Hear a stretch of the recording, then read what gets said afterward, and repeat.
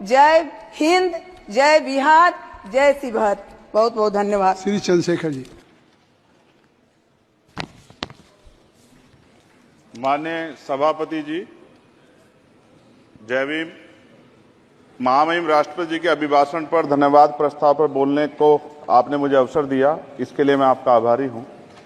सभापति महोदय, सर्वप्रथम मैं बहुजन समाज में जन्मे सभी संतों, गुरुओं, महान पुरुषों को नमन करता हूं, जिनमें महात्मा ज्योतिबा फूले, डॉक्टर बाबा साहब अम्बेडकर और मान्यवर काशीराम साहब को मैं याद भी करता हूं आज के दिन पर। साथ साथ नगीना की महान जनता और भीम आर्मी और हमारी पार्टी आजाद समाज पार्टी काशीराम के साथियों का भी धन्यवाद करता हूं। इसके बाद अपने कुल गुरु जगत गुरु सदगुरु रविदास जी महाराज को भी मैं नमन करता हूं, जिन्होंने दुनिया को लगभग 600 साल पहले बेगमपुरा शहर के रूप में दुनिया का सबसे महान लोकतांत्रिक दर्शन दिया। अध्यक्ष महोदय, माननीय सभापति जी, 14 अगस्त 1947 को ये देश अंग्रेजों के अधीन था। 15 अगस्त 1947 को हम लोग आजाद हुए। 16 अगस्त 1947 को देश आजादी में था, लेकिन धन धरती राजपाट में बंटवारा नहीं हुआ। जो साधन संसाधन थे उनमें बंटवारा सही रूप से न होने के कारण एक बहुत बड़ी आबादी सुविधाओं से वंचित और सम्मान से वंचित रह गई। उनको सम्मान देने के लिए और अंतिम व्यक्ति तक सुविधाएं पहुंचे, इसके लिए लोकतंत्र की व्यवस्था हुई। लेकिन आजादी के 70 साल बाद भी हम कहां खड़े हैं, इस पर ये चिंता का विषय है। मैं मानता हूं कि सामाजिक न्याय तभी होगा माननीय सभापति जी, जब जातीय जनगणना पूरी होगी और जातीय जनगणना कराई जाएगी और साथ साथ संख्या के आधार पर आरक्षण जो है वंचित वर्गों का बढ़ाया जाएगा।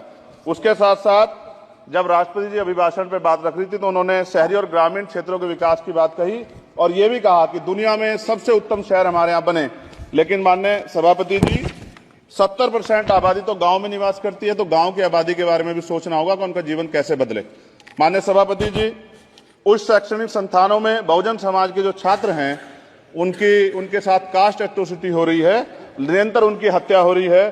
साथ साथ जो सरकारी कर्मचारी हैं दफ्तरों में, उनके साथ भी जो SC ST OBC और मुस्लिम और अन्य धार्मिक अल्पसंख्यक उनके साथ भी माननीय सभापति जी जातिगत और धार्मिक जो है शोषण किया जा रहा है। इसलिए मेरी मांग भी है कि पुरानी पेंशन को भी अध्यक्ष जी बहाल किया जाए। जो कर्मचारी देश की सेवा में लगे हैं उनका भी सम्मान होना चाहिए।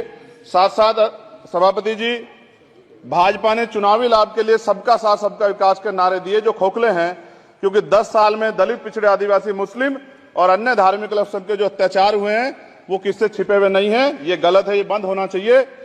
सभापति महोदय जी, महामहिम राष्ट्रपति जी के अभिभाषण में निजी क्षेत्रों में SC ST OBC को रिजर्वेशन देने का कोई उल्लेख नहीं हुआ है, जो कि आज चर्चा का विषय, क्योंकि 98% प्राइवेट सेक्टर है, 2% सरकारी सेक्टर है, तो 98% प्राइवेट सेक्टर में भी हमारी हिस्सेदारी की बात होनी चाहिए। माननीय सभापति जी, आशा कार्यकर्ताओं, आंगनबाड़ी वर्करों, भोजन माताओं के वेतन वृद्धि पे भी कोई उल्लेख नहीं हुआ है, वो भी अभी नंगे, उन पर भी सोचना पड़ेगा। माननीय सभापति जी, जिस क्षेत्र से मैं चुन के आऊं नगीना से, वो बहुत पिछड़ा क्षेत्र है। उस क्षेत्र में कोई विशेष आर्थिक पैकेज नहीं दिया गया, रोजगार की सेवाएं नहीं है, नौजवान पलायन करता है। IIT, IIM, एम्स, केंद्रीय विद्यालय आदि शिक्षा में और चिकित्सा संस्थानों की स्थापना होनी चाहिए, जो कि नहीं है। और माननीय सभापति जी, मानसून सत्र आ गया है, मेरा क्षेत्र बाढ़ से बहुत प्रभावित है, इसलिए मैं आपसे आग्रह करूंगा कि वहां के लोगों को बाढ़ से निजात दिलाई जाए। माननीय सभापति जी, चीन हमें आंख दिखा रहा है और लगातार हमारे देश की सीमाओं में घुसपैठ कर रहा है, इसलिए अग्निवीर योजना को हटाकर पुनः सेना भर्ती शुरू की जाए और साथ साथ भारत की सबसे प्राचीन व बहादुर रेजिमेंट में से एक चमार रेजिमेंट को पुनः बहाल करा जाए, ऐसा भी मेरा आपसे आग्रह है। माननीय सभापति जी, पिछले सारे प्रधानमंत्रियों ने मिलकर जितना कर्ज लिया है उससे दुगना कर्ज हमारे वर्तमान के प्रधानमंत्री जी ने लिया है। किसान अगर अपना कर्ज माफ कराने के लिए जाता है तो लाठी झेलनी पड़ती है, जबकि सरकार ने धन्ना सेठों का 15 लाख करोड़ रुपया माफ किया है। इस ओर हमें ध्यान देना पड़ेगा, हमारी आने वाली पीढ़ियों को ये कर्ज चुकाना पड़ेगा। माननीय सभापति महोदय जी, किसानों को MSP की लीगल गारंटी तथा किसानों का कर्ज माफ होना चाहिए। साथ साथ 2 अप्रैल 2018 को SC ST के बच्चों पे बहुत बड़े पैमाने पे मुकदमे लगे थे, वो हमारी लड़ाई सही थी, ये सुप्रीम कोर्ट ने माना और बाद में सरकार ने माना, वो मुकदमे तुरंत वापस होने चाहिए।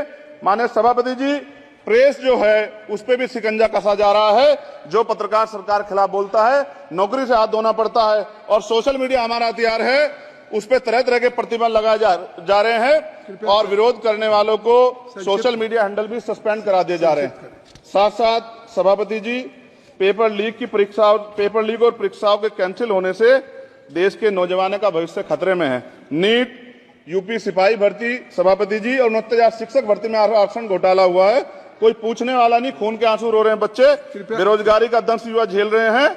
इसलिए मेरा आग्रह है कि युवाओं के लिए कृपया समाप्त करें चंद्रशेखर। माननीय सभापति जी, मैं पहली बार बोल रहा हूं, आप कहेंगे मैं बैठ जाऊंगा, मैं आपकी बात, मैं संवैधानिक मर्यादा का पालन करूंगा, मगर हम तो माननीय सभापति जी सुन ही रहे हैं। आप बोलिए, 1 मिनट। धन्यवाद। एक मिनट और बोलिए। अध्यक्ष सभापति जी, नारी सम्मान की बात करने वाली सरकार, हमने मणिपुर देखा सर, हमने पहलवान बेटियों का हर्ष देखा सर, और हमने सर हाथरस की बेटी का हर्ष देखा सर, और हाथरस के परिवार को जो वादा किया था सरकार ने वो भी पूरा नहीं किया।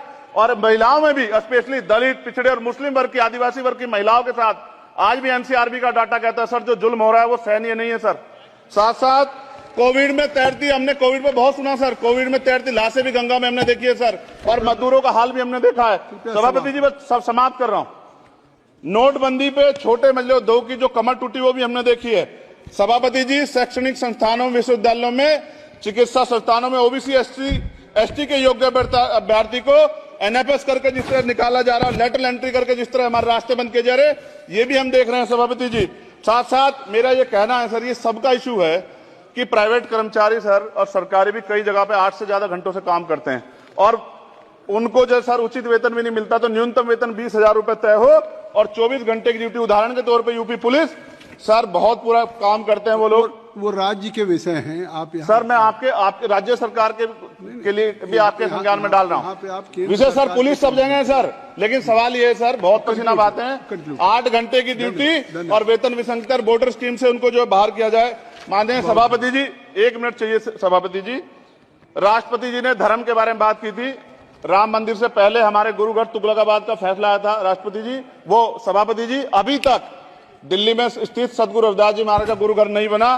साथ साथ सभापति जी, अपनी बात को खत्म करते हुए मैं आपसे कहना चाहता हूं कि जितना देश दूसरों का है सर, इतना हमारा भी है।